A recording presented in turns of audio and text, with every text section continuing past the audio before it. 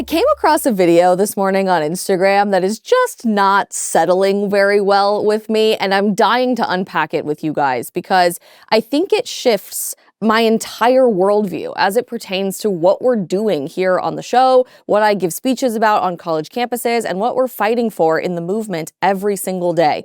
This video is of a guy named James Croft, who I'd been unfamiliar with up to this point, but was recently featured on a podcast that I have been loving following lately called the Next Generation Podcast, hosted by a 20-year-old having important conversations that impact 20-year-olds. And this guy, James Croft, is the first ever atheist, yes, atheist, lead chaplain and spiritual faith advisor to Sussex University in the United Kingdom after spending years living here in the United States of America. It's weird. It's incredibly bizarre, although maybe it's completely on brand for what's happening across the pond in the United Kingdom, as I feel like we ask you guys 3 or 4 times a week at this point. Blink twice if you need help. We're sending freedom vibes across the pond at every single second of every single day.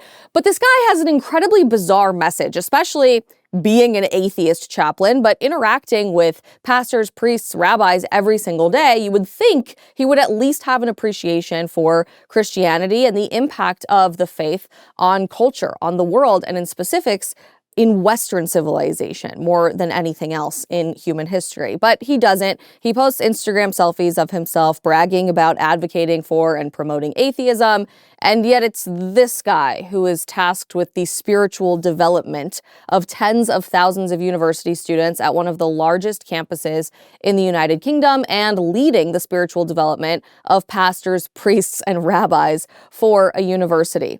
He had some rabidly, to put it mildly, anti-Christian things to say. And on this podcast that I've really been enjoying, it was fascinating to see his reasoning for why Christian nationalism is the greatest threat to the United States of America and Western civilization at large. Here's what he had to say.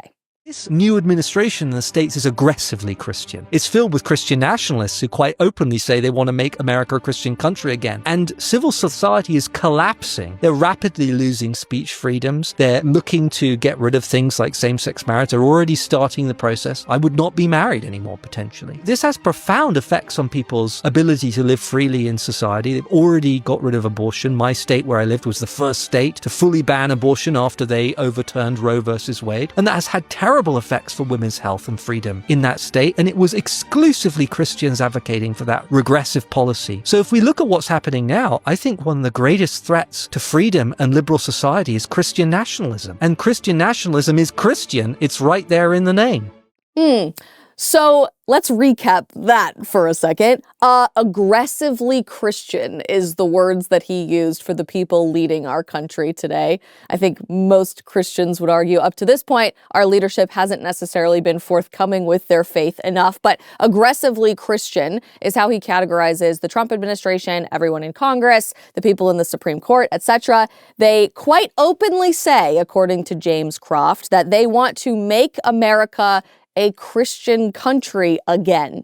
So I guess points for us for admitting that we actually were a Christian nation at some point in American history. But because of this, bringing our faith publicly into the public square and being open and honest about it and using our most deeply held religious values to impact our political decisions, this guy claims that civil society itself is collapsing. The 2 main reasons that he provides some justification for that are A, that free speech freedoms in general, are being rapidly lost from society, and that Christians are exclusively, no one else is advocating for conservative values, but Christians are exclusively contributing to regressive policies like banning abortion, which in his worldview has had terrible effects for women's health and for freedom. You literally can't even begin to make this stuff up. And I could spend 8 to 9 hours explaining to you everything that is so profoundly wrong about what this man had to say. But I find it fascinating that he ends this little rant by saying this: one of the greatest threats to freedom, one of the greatest threats to freedom across the world and to liberal society is Christian nationalism. That term in and of itself has gotten a really interesting, warped definition over the past couple of years. And I think it's important for us to spend a few minutes on the show today unpacking it, because Christian nationalism is probably not what you've heard. It's not what's being talked about on MSNBC or CNN or all of the major left-wing new podcasts that are popping up in response to this conservative explosion of media and Christian explosion of media in the last few years. Christian nationalism is, by all real definitions of the word, letting your deepest held values, your most personal relationship with God, the most important thing about you, inform how you are supposed to engage with your country. That's it. And that's supposedly a threat to freedom everywhere. But freedom itself is not a man-made construct. Freedom is, it has to be, at its very core, an idea from God. It is God's design for humanity out of love for us. You simply cannot have true freedom in a society devoid of God. And we have seen that play out through every chapter of human history. I mean, the truth is, if we don't have God in society, we would all be living in authoritarian, insane, repressive dictatorships. We do not do well in society with power without first submitting ourselves to God. But freedom, by its very definition, is born out of God's love for us, that he did not create us to just be slaves that obeyed his every command. He loves us enough to give us the choice to follow him, to give us the choice to repent from sin and turn and run in the other direction, to give us the choice to become saints instead of sinners in this lifetime. And ironically, this concept of our freedom being under threat because of Christian values is being spewed by people who generally, these same people who generally want to destroy true freedom in society in the name of progressivism. These people who want to lock you up for misinformation when you disagree with the government's approved talking points on social media, as we're seeing in the UK right now. These people who want to limit your ability to freely talk about your faith in the public square and want you to be afraid of going to church on Sunday mornings, as we saw here in the United States in the past several years with the Biden administration tracking, Catholics going to Catholic Mass on Sunday as radically violent domestic terrorists. Not Antifa, but Catholics going to the TLM, the traditional Latin Mass, on Sunday mornings. These are the same people who truly want a communistic, authoritarian, socialist society, and they openly advocate for it, but then turn around and attack you.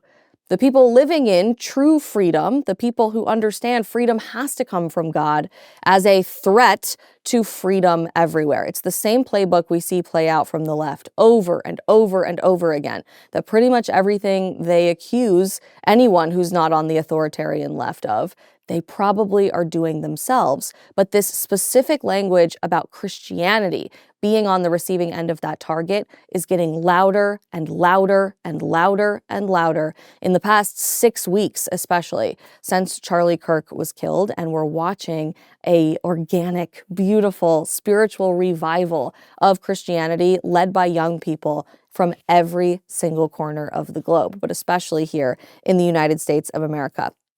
Like all of you, I think all of the polite, demure, people-pleasing to appease these rabidly anti-Christian appetites from people all left my body on September 10th, 2025 at 12:23 p.m. And I'm not saying that to tell you to be a jerk about being a Christian. Don't mishear me by saying that. But I do think the culture we're living in today demands that we be unapologetic about our faith. We have to be bold in proclaiming Christianity to the world. We have to live all in, body, mind, and spirit for Christ, because ultimately nothing else matters. Nothing. I pray that we never do, but even if we lose a country to fight for tomorrow, we still have to fight for our faith. We will always, always have our faith. It is the only thing that could never be taken away from us. And it is far past time that we start acting like our national identity and our country of origin is more important, is the most important thing about us. that it's specifically more important than our Christian identity in God, because nothing could ever rank higher than who we are as sons and daughters of the creator of the universe and as followers of Jesus Christ himself. And we need to stop apologizing for it. Back to the episode in just a second, but first want to give a huge shout out to our friends at ExpressVPN. It is so important for you guys to start using a VPN if you aren't already. Going online without it is like checking your bag at the airport without a lock. Who knows how many strangers could be rifling through your private belongings, your prescription medications, your personal photos, your diary entries, all left exposed for anyone to look at. Just as you would never leave your luggage unattended or unsecured in a busy airport terminal, your online activity deserves exactly the same, if not even more protection. That's where ExpressVPN comes in, putting a digital lock on all of your data so that only you have the key. Your internet service provider sees every website you visit, since all of your traffic flows through their servers. And in the United States, they are legally permitted to sell this browsing data to advertisers.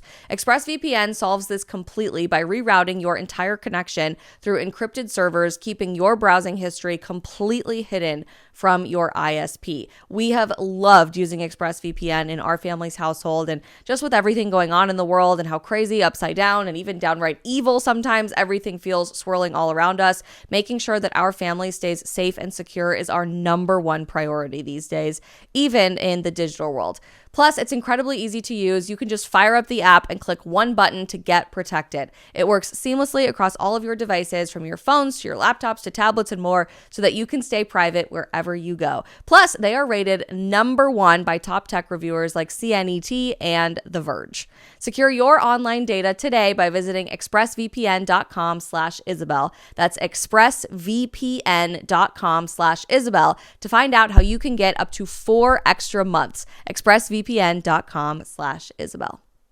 I am here at Liberty University this weekend for an incredible event that I actually spoke at last year as well. It's called Freedom Uncensored, put on by Liberty's Standing for Freedom Center. I am here in their podcast studio also, which is absolutely state of the art. It is gorgeous. And I'm so excited to be bringing you along for part of this conversation, because this living unashamed for Christ, living boldly for the truth of God, and not being afraid of being labeled by people who hate you and hate God and want to erase him from society as Christian nationalist, and the backlash that comes from that, is exactly what we are talking about here at Freedom Uncensored 2025. To see this event grow so substantially and bring in so many other speakers from last year to this year is such a privilege, and I am deeply humbled that I was asked to speak both years in a row. Last year, I was joined by Nick Freitas and Allie Beth Stuckey and Seth Dillon, and Michael Knowles was here, and he gave an amazing speech. But this year, it is over a full 2-day event, and we have seen quite an amazing lineup of people be so unashamed in proclaiming the gospel to people, and to encourage the next generation of college students specifically to get involved, to post about this on their social media, to pick up the microphone in the wake of Charlie's death especially, and to keep the mission going for this revival as a generation. We are excited to show you a couple of minutes of my speech here at Liberty in just a few moments, but I found it really poignant when I walked in to record today's episode of the Isabel Brown Show into this gorgeous podcast studio here at the Standing for Freedom Center. There's a beautiful quote on the wall from the founder of Liberty University, Jerry Falwell Sr., that I had forgotten is here on the wall, but speaks so powerfully to the call to action that every single one of us has to live with today, tomorrow, the next day, and for the rest of our lives. It says this: the idea that religion and politics don't mix was invented by the devil to keep Christians from running their own country. How many times have you heard in the last few weeks that the separation of church and state was intentionally designed to keep religion out of politics, that it's a constitutional separation and it's something that we need to retain, especially under the threat of this Christian revival happening with young people across the country? We fact-checked that on the show many times over the past 6 weeks, but in case you need the reminder, the idea of the separation of church and state is nowhere in our founding documents. It is referenced once in a letter from Thomas Jefferson to the Danbury Baptist Convention to talk about keeping the government out of politics, the government out of religion and out of faith, not the other way around.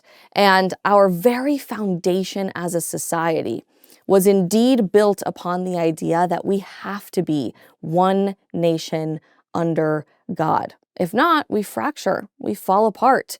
Under the banner of progressivism, we actually see our society regress to a point that we can no longer recognize it. And if that isn't the exact playbook we have seen unfold throughout my entire lifetime here in the United States, speeding up like a snowball and avalanche down the hill more and more in the past decade than ever before in modern history, I don't know what else is. The idea that religion and politics don't mix was invented by the devil to keep Christians from running their own country.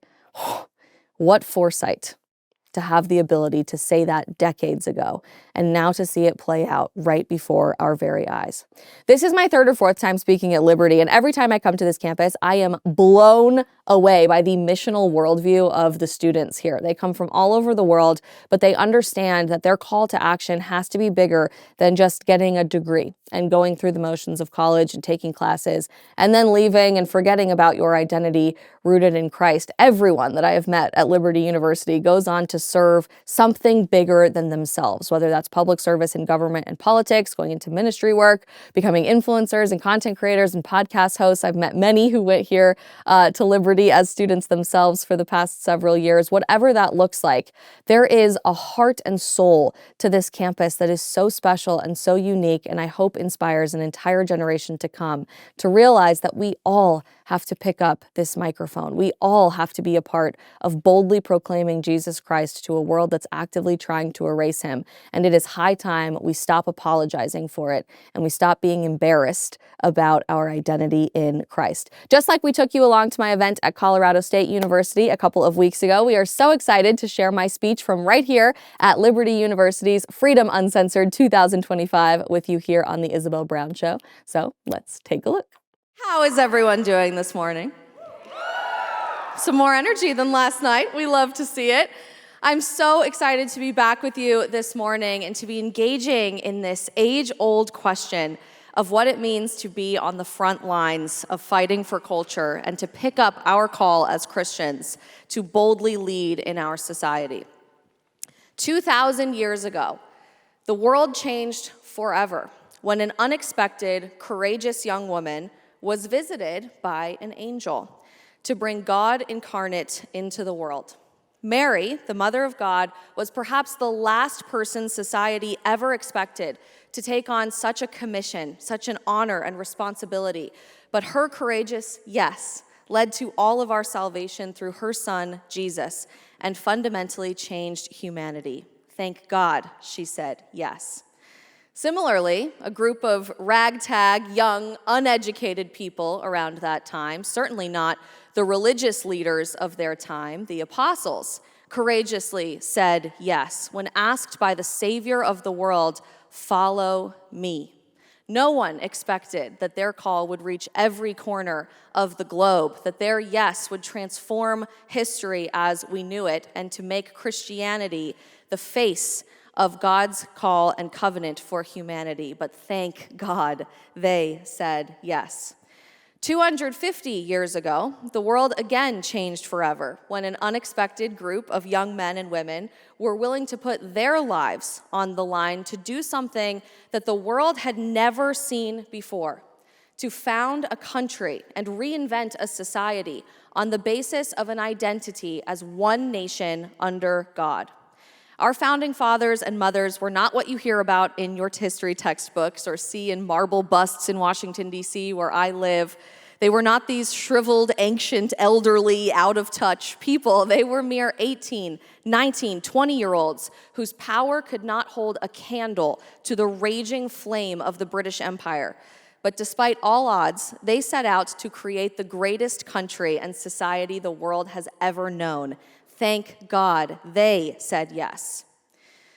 6 weeks ago, our world forever changed again when someone possessed by the forces of evil viciously took the life of our friend and the leader of the young conservative movement, Charlie Kirk.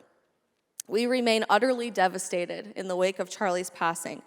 But I think, incredibly, we are also all miraculously starting to see the greater plan in all of this, as God continues to do what he has always done, to work all things together for good.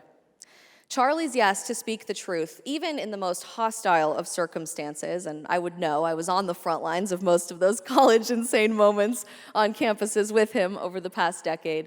That yes inspired an entire generation to abandon moral relativism, to fight back against big government, and to seek what is good and true and beautiful in a society that is trying to convince you that those things don't even exist anymore. Truth is the bottom line of every single thing that we fight for here on the Isabel Brown Show, and it matters so much, not just in the media that we consume, but in our health too. While everyone has just been pushing the latest magic wellness greens powder on your TikTok or some magic one-size-fits-all health solution, I have been asking myself, why are we just blindly trusting everything that influencers are posting on TikTok when it comes to making sure that we feel our best? Especially as a new mom, I can't afford to just guess what my body needs to thrive anymore, which is exactly why I have partnered with Jevity. They are doing something radically different, actual science, which still exists, who knew? Through at-home blood work, they show you exactly what your body needs. No more just throwing money at random supplements and hoping that something works. Jevity has been a game changer for me because, especially as I continue to breastfeed my daughter, my nutrition matters not just for myself, but for my baby too. And I can't just afford to blindly take random supplements that everybody is pushing on TikTok these days. I have to know exactly what's in them and exactly how they are going to work for my body and my health. That is exactly what Jevity does for everyone, and it's exactly what sold me on their product. They create personalized supplement packs based on your specific blood work, not what some random influencer is selling you this week, but what your body needs to thrive. Their AI analyzes your results, then real wellness experts review everything, and you get a blueprint for only you that is actually tailored to your body. We fight for truth in politics. We fight for truth in our faith. Why not demand it in our health too? If you're ready to stop guessing and to start knowing, you can head to gojevity.com/Isabel Brown or visit the link in the show notes of today's episode to learn more and get an exclusive discount. Choose Jevity because your health deserves so much better than whatever is trending on social media.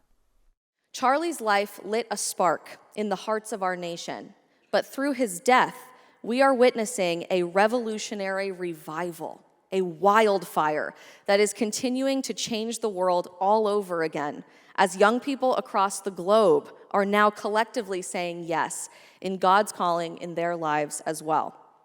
So today, here at Liberty University, I think we owe it to ourselves to ask ourselves a simple question. Are we willing to answer that call? Are we willing to say, yes, here I am, Lord, send me? When we see these turning point moments, for lack of a better term, in history, it is so easy to say, that could never be me. I could never be Charlie Kirk. I could never be Ben Shapiro. I could never be President Donald Trump. I could never be any of the people that you're seeing on this stage today. I'm nothing special. I'm just a student. I'm just a 20-something. I'm just a mom. I'm just a girl, as we all like to say on social media. And I believed that. I 100% believed that. If you've been following me for a while, you'll know my story ended up here on this stage at Liberty completely by accident. I set out on my educational journey as a biomedical sciences student because ever since I was yay tall, which wasn't really that long ago in the grand scheme of things, but God only lets things grow until they're perfect, right? So some of us didn't take as long as others. It's okay. I have loved science ever since I was a young child. I loved this idea of the pursuit of objective truth and wanting to use that passion to help people in whatever way I could. So I knew from a very young age I wanted to be a trauma surgeon, to take all of these problems right in front of my face, to use the pursuit of truth and fix all of them to save something that's bigger than all of the parts that you're dealing with right in front of you on the operating table. But along the way, I realized that God was calling me in a completely different direction than I ever set my sights on. And the path that I was willing to say yes to led to the most unexpected and beautiful places I ever could have imagined in my wildest dreams. The longer I continue to study the history of our nation and world and see history play out before our eyes in real time, the more I realize that all of the most influential voices and impactful stories throughout our human experience are not uniquely called to greatness or uniquely called to pick up microphones like this one. We all are, every one of us. And all it requires is a simple, quiet, courageous yes. An answer every day to wake up and to say, "Here I am, Lord, send me." When I began my journey in the conservative movement as a college student, just like all of you in 2017, attending an event a lot like this one for young women in the conservative movement, after feeling incredibly isolated and alone on my campus, I could have never imagined the places that God would have taken me when I first courageously said yes to fighting on the front lines of our nation's culture war and to take our country back for our generation. I never dreamed that I would be working in media or politics for my career. I wanted to be a doctor, as mentioned, until Charlie Kirk, of all people, encouraged me to abandon my pursuit of medical school and post videos on Instagram for a living. Sorry, Mom and Dad. Leaning into God's calling for my life instead. In my wildest dreams, I could have never prepared for God to grow my Instagram account from just over 100,000 people to more than 1.1 million in just over a year, as I sought to make people laugh, to give them hope, and to share truth with them in real time through 15-second crazy reaction videos or hour-long podcasts discussing the importance of Christians getting involved in the fight. I never dreamed that I would be spending 2025 sitting in the Oval Office with the President and Vice President of the United States, or shaking hands with the new American Pope at the Vatican, or launching my new show at the Daily Wire just 6 weeks ago. I never imagined the ups and downs of dating in my 20s, which, yes, was terrible. We've all been there. That just 4 months after a horrible, heart-wrenching breakup, I would meet my incredible husband, who I have the honor and privilege of loving and serving every single day. I could have never dreamed to be a mom at 28 years old to the most beautiful little girl in the entire world, who's right backstage, right there, whose eyes and smile light up every room that she comes into, and whose curiosity is already getting the better of her. Yet here I stand in utter wonder at what God has turned my life into, because I had the courage, mostly instilled in me by mentors like my friend Charlie, to throw all of my plans by the wayside for my life and instead to surrender everything to God. A few weeks ago, we heard the courageous and beautiful Erica Kirk address the nation just a few days after Charlie's assassination, as she shared with us that Charlie, if he ever were to run for president, I think we knew that eventually Charlie Kirk were to be the president, his ultimate dream for our country was to revive the American family.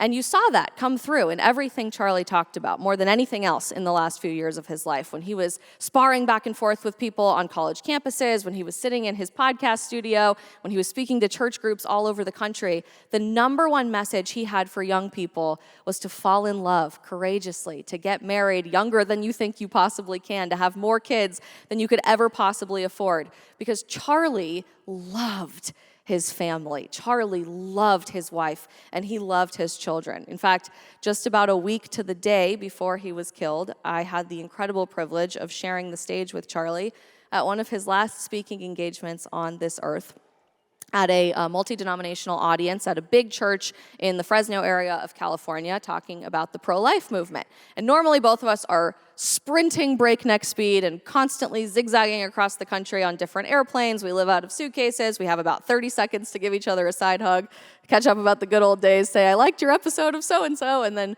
move on. But randomly, we had about 2 or 3 hours to spend together before this event ended up getting started.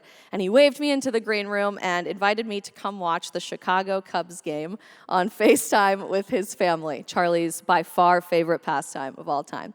And as I watched this incredible, tireless young man giving everything he could to save our country, even if it meant sacrificing time with his family, more than anything else, I saw Charlie as a husband and as a father that day.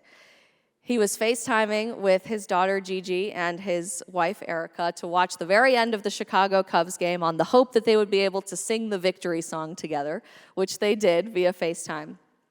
And over and over and over again at the end of the call, his beautiful daughter just kept asking, "Daddy, when are you coming home? Daddy, when are you coming home?"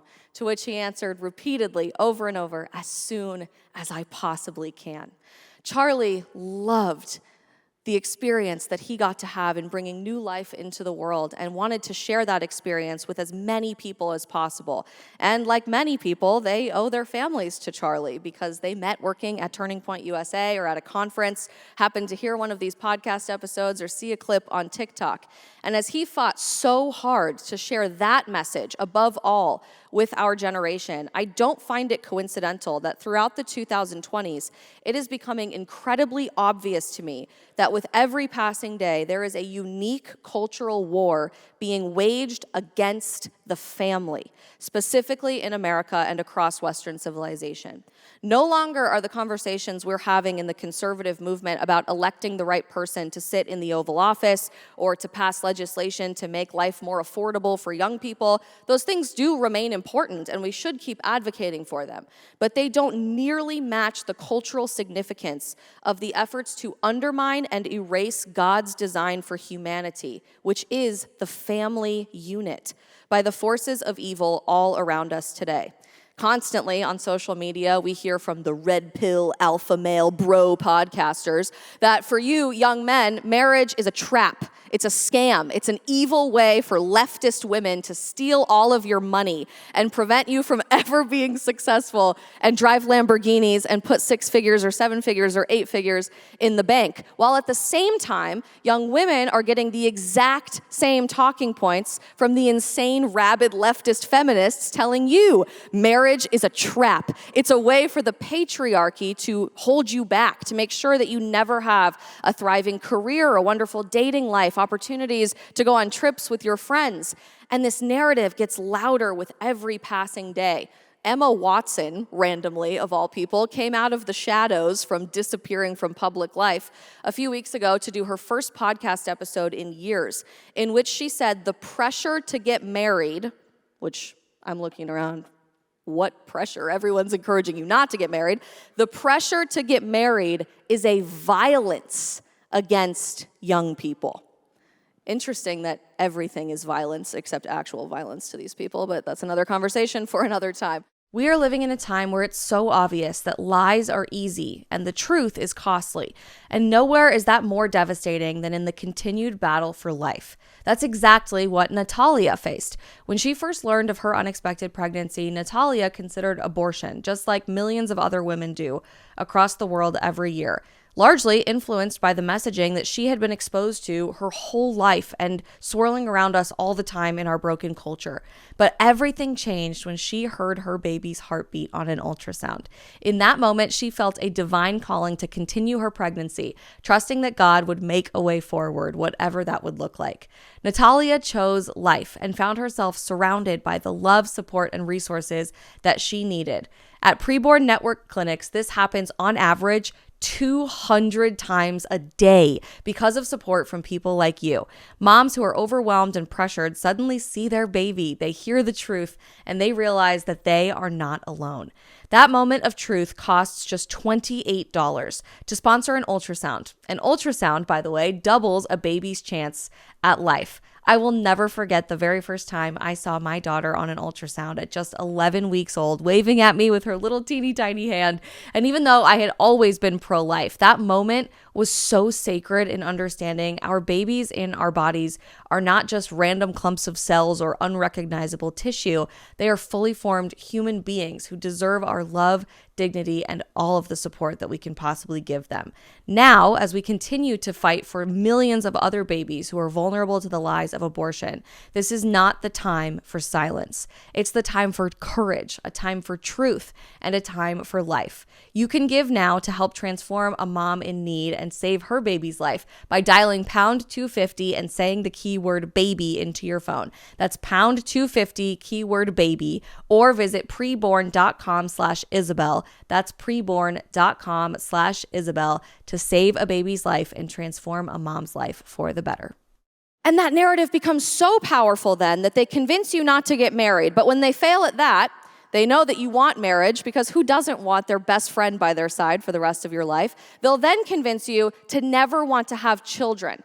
because they know that if you can create something bigger than yourself, if your family can inspire your community and change the world, they lose their grip on controlling you. The Los Angeles Times ran a headline just before the November election last year that says, essentially, you shouldn't even want to have children in the first place. The headline was this: "It is almost shameful to want to have children." Creating a cultural narrative that changes even science. Our last Surgeon General under the Biden administration, in one of his last acts in power as our most powerful physician in the United States, issued a public health warning. Big giant signs everywhere, caution tape, airport marquee, flashing signs, warning, parenting is dangerous to your health. This is real. The real reason given for this is because, get this, you'll be more lonely if you have children. You'll be more isolated from society if you have children and more stressed out. So the alternative is for you to live alone in your basement and never interact with another human being, ever.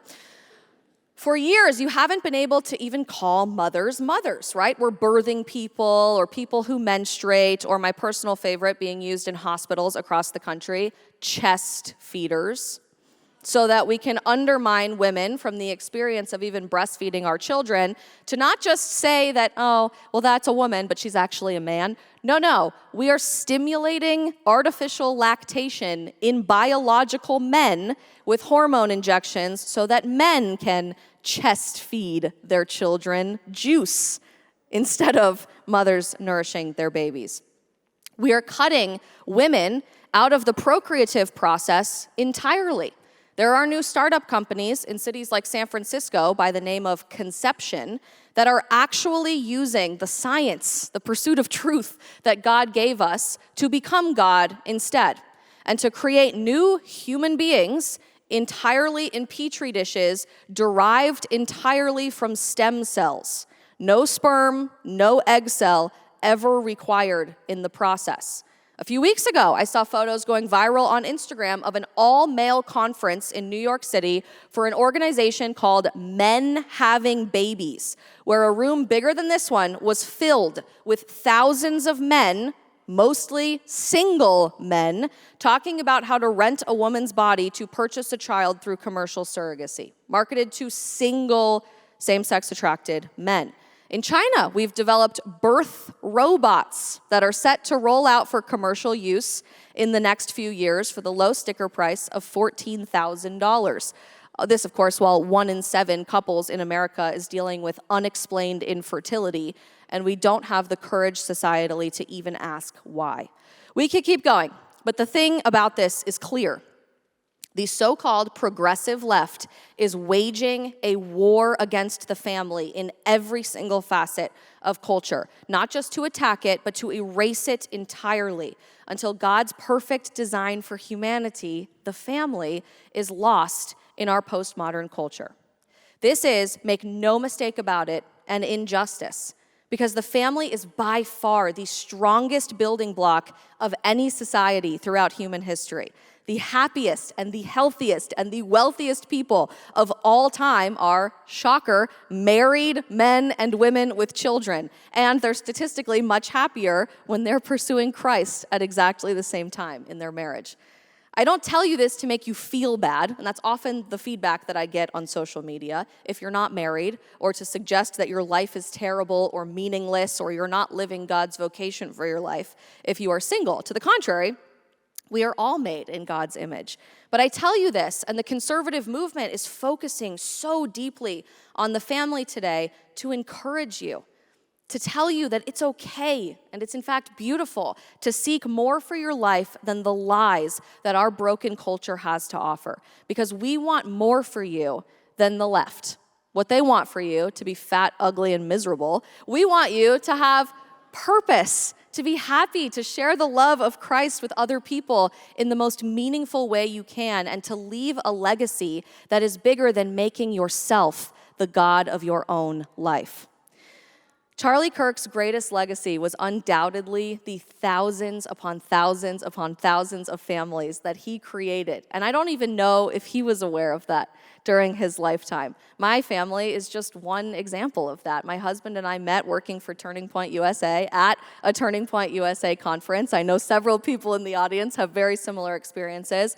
And our daughter, Isla, who is the light of our lives and the reason that we jump out of bed every single morning to host podcasts, or in his case, to serve our country working in the government today, is our daughter.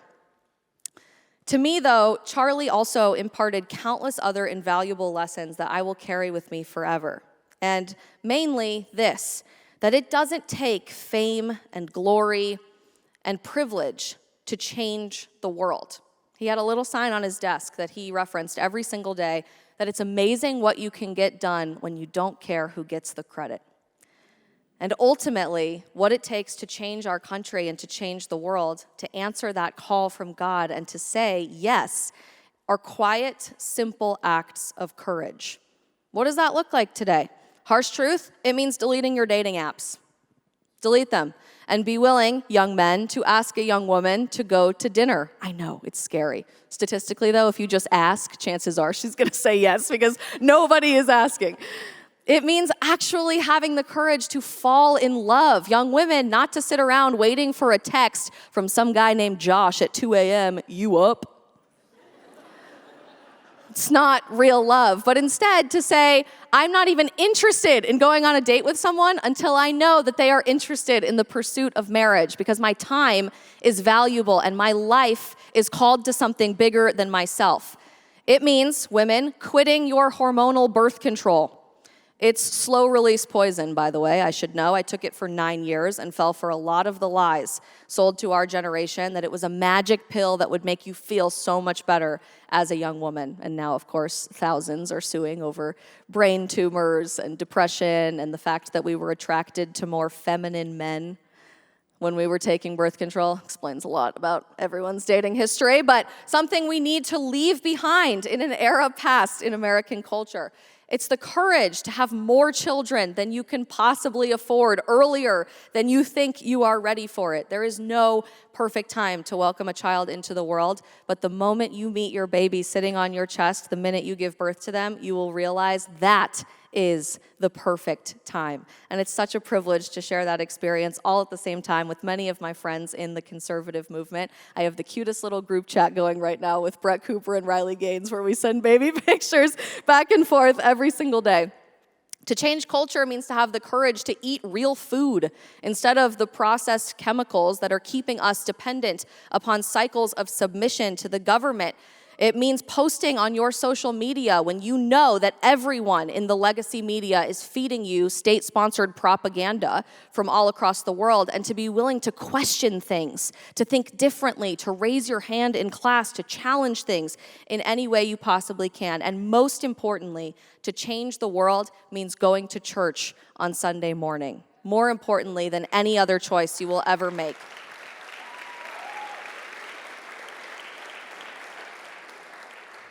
I see a t-shirt in the fourth row today of this event that says, I am Charlie Kirk. And for those of us that knew and loved Charlie and had the privilege of working with him for the last decade or so, we are humbled and in awe and blown away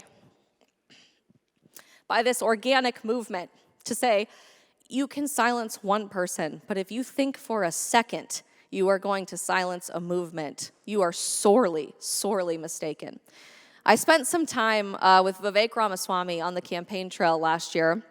I was really fascinated by his extremely grassroots presidential campaign and his vision for the country, to know that he really was the only politician remotely aware that we have a national identity crisis happening in our country. In fact, he said as much on the debate stage in Miami, and every other Republican nominee for president, obviously Donald Trump wasn't participating, but Nikki Haley and the like laughed at him when he said that, when he said, we can't even answer the question, what does it mean to be an American today? We need a generational revolution. And he repeated this talking point repeatedly on the campaign trail, especially in the snowy blizzards of Iowa, where I spent time with him. And he was doing many, many news hits from the backseat of a Suburban as we're driving through snow coming sideways, saying, this is a 1776 style revolution happening with young people today. Not with arms, but with ideas. with values, with our choices.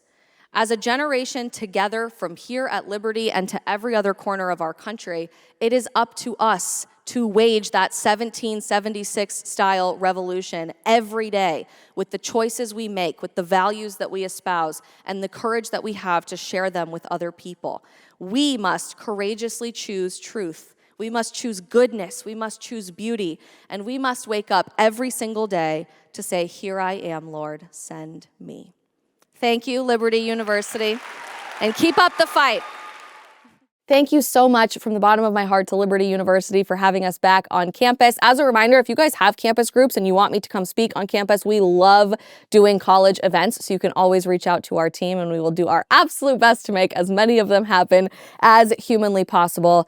But promise me this, when you stop watching this episode today, I want you to hit your knees in your room, in your dorm room, in your car. Don't hit your knees in your car, but wherever you possibly can, your place of work.